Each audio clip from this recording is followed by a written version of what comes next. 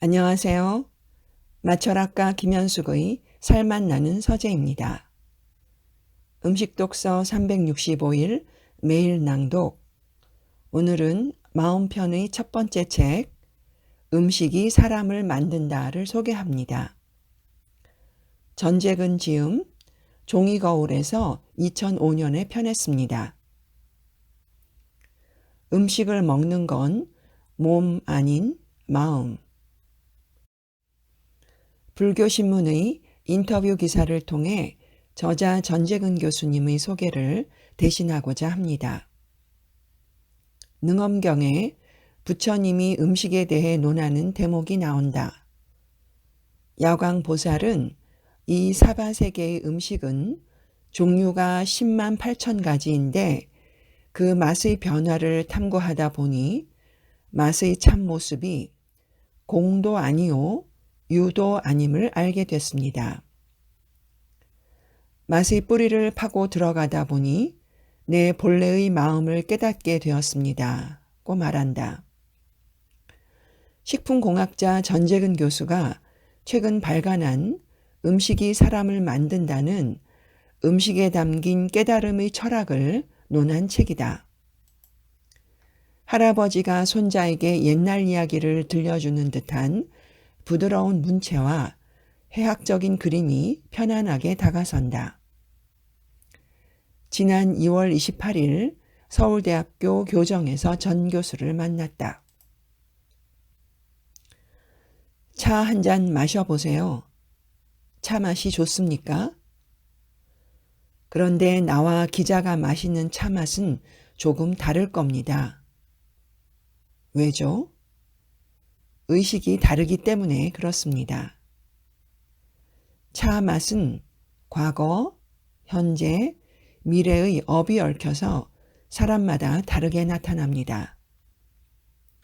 수수께끼 하나 더 내볼까요? 전재근 교수는 대뜸 질문부터 시작했다. 뜨거운 것을 마시고 시원하다 하는 것은 왜일까? 죽어서도 음식은 못 버린다. 제사장이 망자를 위한 음식상 아닌가? 그럼 음식으로 이승과 저승이 이어지는가? 먹는 것은 내 몸이지만 맛을 느끼는 것은 누구인가? 식품학자들이 공통된 과제가 어떻게 맛있고 영양 높은 음식을 만드느냐에 있다면 전 교수는 보다 근원적인 물음에서 시작한다. 음식이 무엇이냐는 것이다. 예를 들어 딸기가 입으로 들어가는 순간 딸기는 사라지고 정보만이 남는다. 두뇌는 전기적 신호로 바뀐 화학물질만 전달받을 뿐인데 왜 딸기 맛이 어떻다고 말을 할까? 또 식품학이 제일 발달했다는 미국에서 비만이 사회적 문제로 대두된 현상을 어떻게 볼 것이냐는 것이다. 법과 제도로 비만 문제를 해결할 수는 없어요. 가령 비만 문제 해결을 위해 맛없는 음식을 생산한다는 비현실적 결론뿐이 없겠지요. 비만을 해결하려면 식성을 바꿔야 하는데 음식에 대한 생각을 바꾸면 식성이 바뀝니다. 몸이 음식을 먹는 것이 아니라 마음이 음식을 먹기 때문이지요. 결국 비만 문제는 영양과 칼로리를 연구해야 하는 식품학의 문제가 아니라 식탐을 일으키는 마음을 다스리는 불교의 문제라 할 수 있어요. 전 교수는 30대 초반에 중증 근무력증이라는 병을 앓게 되었다. 몸 근육 전체가 마비되는 병으로 현대까지도 치료법이 밝혀지지 않은 난치병이다. 3년간 병마와 싸우던 중 금생에 병치레가 많은 사람은 전생에 살생을 많이 저지른 과보다. 모든 생명은 죽음을 제일 싫어하는데 그 원한이 어디로 갈 것이냐는 3세 인과론의 구절을 읽고 채식주의자가 되었다. 식생활을 바꾸니 병도 치유됐다. 자동차에 휘발유를 넣어봐야 그 자체로는 고철에 지나지 않아요. 사람이 운전을 해야 비로소 이동수단으로서의 기능을 갖지요. 어떤 자동차에 어떤 음식, 휘발유를 넣느냐도 중요하지만 어떤 운전자가 운전하느냐가 더욱 중요합니다. 식품학이 지금까지 몸에 음식을 집어넣는 것에 대한 연구였다면 유식론적 식품학은 식품과 마음의 관계를 연구하자는 거죠. 전 교수는 유식학의 아뢰아식 개념을 식품학에 접목시킨다.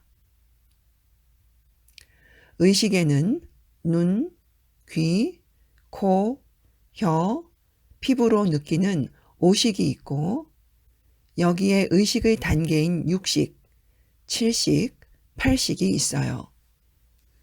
육식에 저장되는 먹는 순간 맛을 느끼고 바로 잊어버리지만 칠식에까지 저장되면 나중에도 그 맛을 잊지 못하지요. 어머니의 손맛이니 고향의 맛이니 하는 말이 이런 것이죠. 팔식까지 기억되면 이는 훈습이 되어 되물림됩니다. 팔식에 기억된 훈습은 무의식과 연기로 연결된다는 설명이다. 유전학의 효시인 멘델의 강남콩 실험은 대부분 잘 압니다. 오스트리아 신부인 멘델을 완두콩을 이리저리 교배하면 부모의 형질이 자손에게 유전 현상을 발견했어요.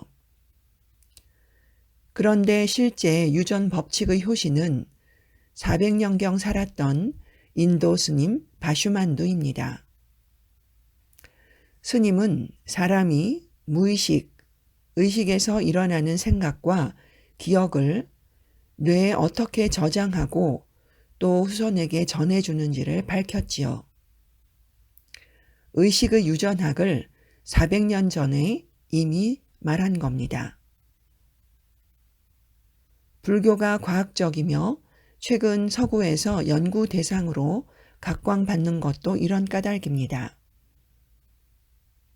이 책은 저자가 지난 5년간 연구해온 유식론적 식품학을 쉽게 알릴 목적으로 저술했다. 둘 다 어려운 학문이지만 전 교수의 손을 통해 아주 쉽게 또 재밌게 풀어져 나온다. 전 교수는 음식이 약이 되거나 독이 되는 것은 결국 마음의 문제라며 금연하기 힘들면 담배 피고 싶어 하는 내 몸을 관찰해보라. 마음을 바꾸면 식성이 바뀌고 몸이 건강해진다고 말했다. 유식학이란 일체 유심조와 만법 유식, 즉 모든 것은 마음이 만들고 오직 의식뿐임을 밝히는 것이 유식사상이다. 즉 유식사상은 이 세상이 단지 우리 마음의 현현일 뿐 결코 우리가 본대로 있지 않음을 밝혀내고자 한다. 음식은 맛과 영양이 있어야 하고 먹고 나서 만족해야 건강하고 행복해진다. 또한 음식은 건강한 육체에서 건강한 정신이라는 믿음을 갖고 발전해 왔다. 하지만 더 좋은 것을 바라는 인간은 예전에는 없었던 맛과 영양가 높은 음식들 속에서 살게 되었으나 행복지수는 높아지지 않고 있다. 오히려 비만과 같은 부작용을 낳게 되었고 자녀를 착한 자식으로 키우고자 하는 희망과는 달리 흘러가고 있다. 이런 현상은 음식을 바로 알고 먹지 못하고 있는 데서 그 원인이 있다고 본다. 알고 먹는 것과 모르고 먹는 차이는 엄청나서 사람을 불행과 행복의 길로 갈라놓을 수가 있다. 오늘은 음식이 사람을 만든다의 저자 전재근 교수와 유식사상에 대해 읽어보았어요. 내일은 책의 본문 내용을 알아보기로 하겠습니다. 오늘도 살맛 나는 세상 음식 독서 매일 낭독과 함께 몸, 맘, 맛, 멋, 암, 오방의 기쁨 가득 행복한 하루 되시기 진심으로 기원합니다. 감사합니다.